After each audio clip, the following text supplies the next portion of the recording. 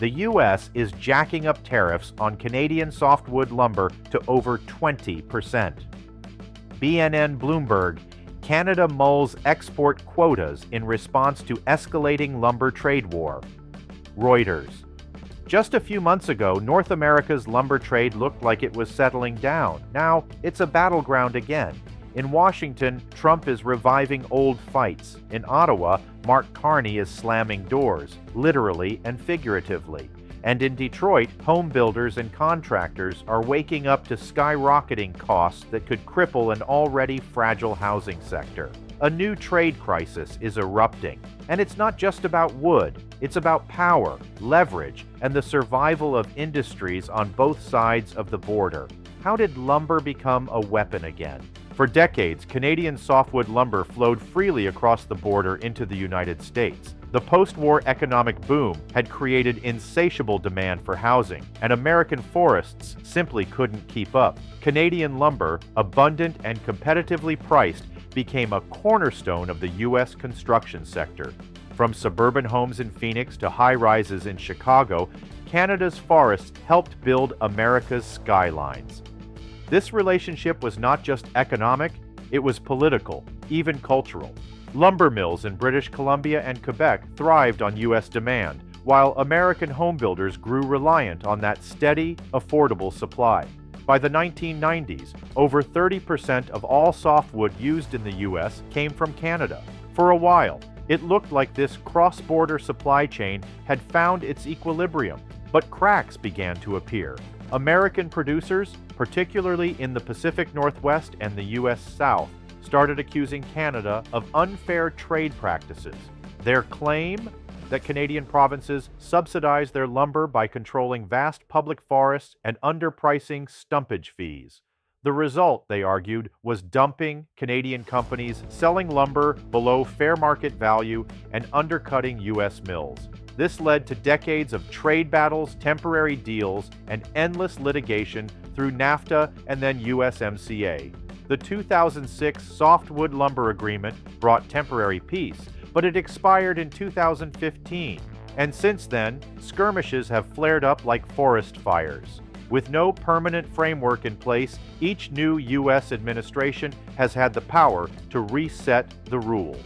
And under Trump, that power was used aggressively.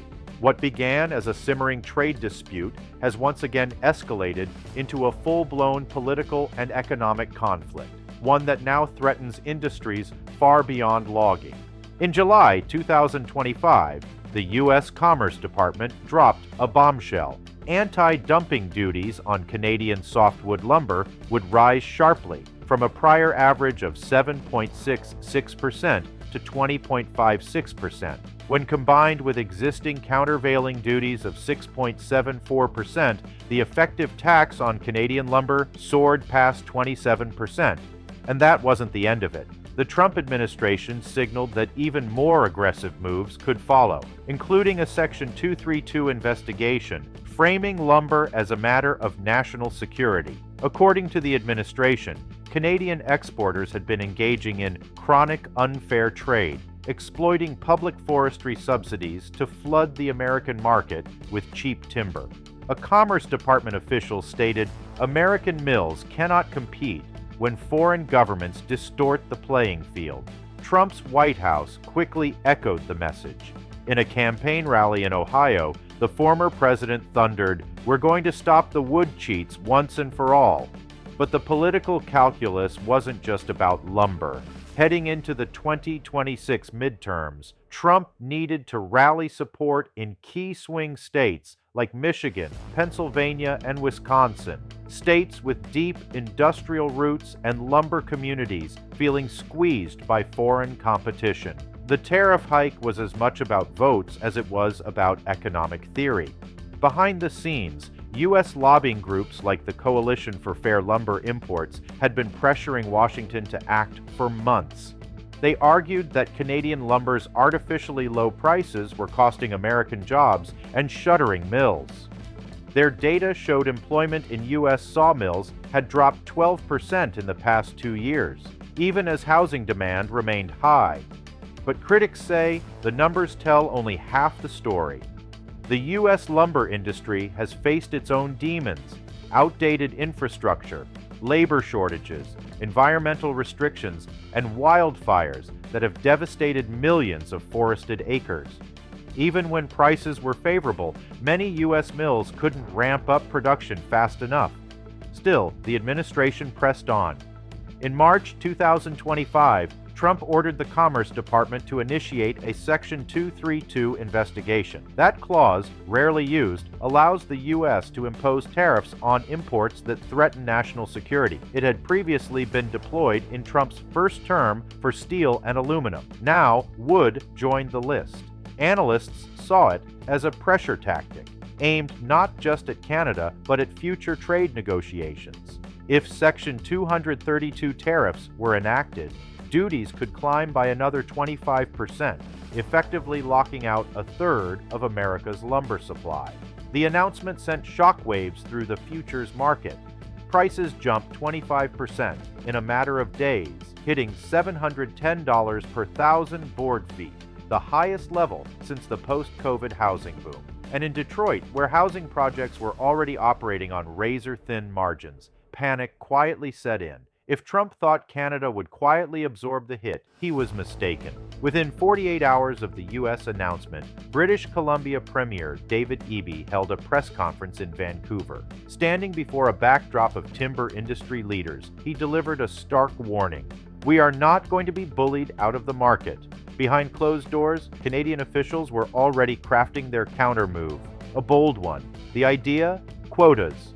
Instead of letting the market decide how much lumber flows south, Ottawa would cap exports, effectively reducing supply on purpose. On July 17th, Prime Minister Mark Carney, a former central banker turned political heavyweight, backed the proposal. Speaking before Parliament, he said, "We will not let foreign tariffs dictate our economic future. If the U.S. wants managed trade, we'll give them managed trade, on our terms." The message was clear. Canada was done playing defense. For Carney, the moment was personal. He had long warned that over-reliance on the U.S. made Canada vulnerable to economic blackmail. In his view, this was a chance to pivot. The government began fast-tracking investment in value-added wood products, engineered lumber, finished cabinetry, modular building components, with an eye toward the European Union and CPTPP markets where tariffs were zero or trending down. But Canada's pivot wasn't just economic. It was geopolitical. Carney hosted a delegation of U.S. senators from the Committee on International Trade at a closed-door meeting in Ottawa. There, he reportedly laid out a stark proposal: either renegotiate USMCA with enforceable dispute resolution on lumber, or face a coordinated export limitation policy that would send U.S. housing costs spiraling. Publicly, he was more diplomatic, but the message was unmistakable. Meanwhile, in the lumber towns of northern Quebec and British Columbia, workers feared the fallout. Many mills operated on narrow profit margins, and a reduced export volume, even if prices were higher, meant job cuts. One operator in Prince George told BNN, "We're pawns in a trade war no one voted for." Still, national pride was strong. A poll conducted by Angus Reid found that 62% of Canadians supported taking a tougher stance on U.S. trade policies, even if it meant short-term pain. The country's timber lobby was also shifting tactics. Instead of fighting U.S. tariffs case by case at the WTO, they were focusing on strategic decoupling. New trade missions were dispatched to Tokyo, Brussels, and Seoul. The message: Canadian wood is high quality, sustainable, and reliable, and it's available to anyone but the U.S. By late July 2025, the battle lines had been drawn. In Washington, the White House insisted the new tariffs were fair, legal, and necessary. Trump's team claimed they were simply leveling the playing field. In Ottawa, Mark Carney's government was moving to restrict supply and shift strategic alliances. And in the middle, builders, workers, and consumers on both sides of the border. Detroit became a symbol of the chaos. Home builders across Michigan were already facing labor shortages and rising interest rates. The sudden spike in lumber prices was a gut punch. Small contractors had to pause projects. Larger firms were rewriting budgets. A planned development in Dearborn that was supposed to break ground in August was pushed to October, maybe longer. "We just can't get the wood," said one builder, "and what we can get costs 40% more than last year." Back in Canada, the quota policy loomed. Analysts warned that a strict cap could reduce U.S. supply by 12 million cubic meters annually, equivalent to the wood used in building 16 Empire State Buildings each month. The U.S. couldn't replace that overnight. Domestic production was constrained by regulatory bottlenecks, environmental protections, and wildfire damage that had scorched millions of acres from California to Montana. There was no easy off-ramp, and time was running out. Both countries faced political clocks. In the U.S., the 2026 midterms were approaching. Trump couldn't afford to look weak. In Canada, Carney's minority government faced pressure from both the left, demanding climate protection, and the right, demanding economic sovereignty. At stake was more than lumber. It was the credibility of USMCA. It was the future of North American supply chains. And it was the question no one wanted to ask out loud. What happens when the world's closest trading partners stop trusting each other? In the town of Quesnel, British Columbia, a once thriving hub for lumber exports, the news hit like a falling tree. West Pine Mill, one of the region's largest employers, had just laid off 140 workers. Their crime? Producing too much lumber in a market with nowhere to send it. "This is the worst I've seen it in 20 years, said Danielle Leclerc, a third-generation mill worker whose father and grandfather both worked the same floor. "We're getting squeezed from both ends, tariffs in the U.S. and now quotas at home." Danielle's story is echoed across dozens of towns in Canada's forestry belt. Export restrictions, though framed as a patriotic response to U.S. aggression, have real consequences for communities that live and die by the lumber market.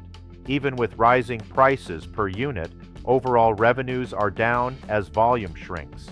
And for mills that depend on economies of scale, the math just doesn't work anymore. According to Tree Frog Creative, Canadian lumber exports to the U.S. could drop by as much as 30% in the second half of 2025 under the proposed quota regime.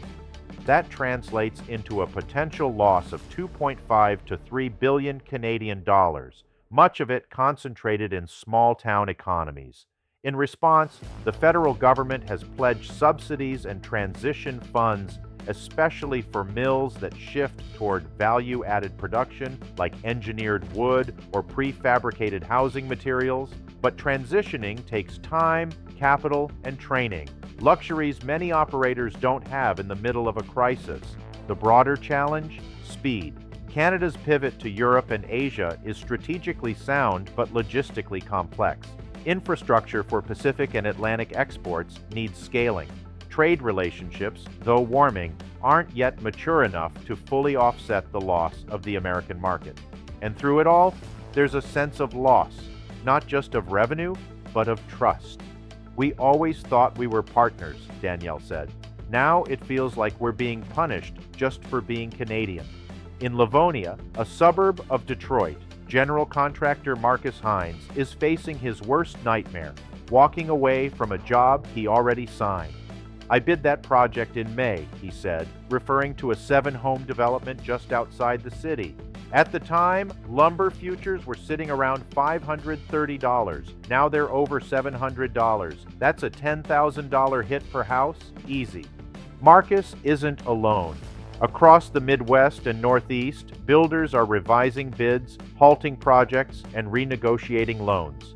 According to the National Association of Home Builders, NAHB, the recent tariff hikes could increase the average price of a new home by $7,500 to $10,000. And if Canadian quotas deepen the shortage, that number could exceed $14,000 by 2027. The squeeze is particularly brutal for affordable housing developers. In cities like Milwaukee, Buffalo, and Cleveland, nonprofit construction groups report delays and scaling back due to material costs. One executive described it bluntly: "Every tariff line is a nail in the coffin of housing affordability." The supply shock is also hitting beyond residential construction. Furniture manufacturers, cabinetry makers, and even boat builders are feeling the ripple effect as processed lumber and plywood prices soar. Many of these industries rely on specific grades and sizes that Canadian mills specialize in. Meanwhile, U.S. mills have been unable to fill the gap. Regulatory hurdles, especially around environmental permitting and forest access, limit production. Labor shortages persist, and natural disasters like wildfires have crippled capacity in California and Oregon. The result? A market imbalance that punishes consumers and contractors alike. Even retailers are bracing. Home Depot and Lowe's have both warned of potential price hikes on lumber-based products through the end of the year. For a country already wrestling with post-pandemic inflation, the last thing families want is another spike in renovation costs. "I don't care about politics," Marcus says. "I just want to build homes." But this makes it impossible. Two neighbors, two economies bound by forests, homes, and history. And now, two sharply diverging paths. As tariffs rise and retaliatory quotas loom, the lumber trade that once symbolized North American integration is cracking under the weight of political ambition, strategic realignment, and economic anxiety.